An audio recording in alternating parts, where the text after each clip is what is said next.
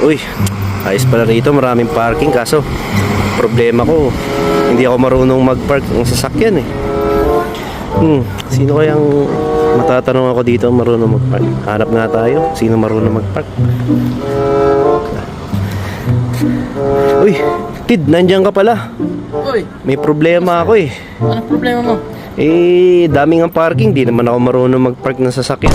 Paano ba yan? Hindi ka marunong mag-park? Oo. Ang bubo mo na. Oo. Hindi ka marunong? Oo, paturo sana ako sa'yo eh. Turuan kita ha. Oh, sige, sige. Antayin mo ko dito. Oh, sige, Okay? sige, sige, Kunin ko lang sige. yung kotse. Okay, sige, sige. Dito lang muna ako.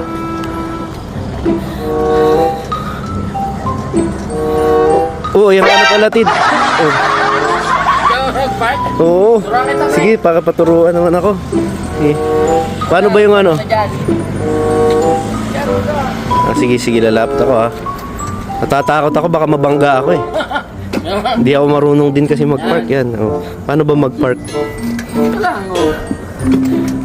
Tapos atras. Okay lang ba yun? Wala ka side mirror? Oh, okay lang yun.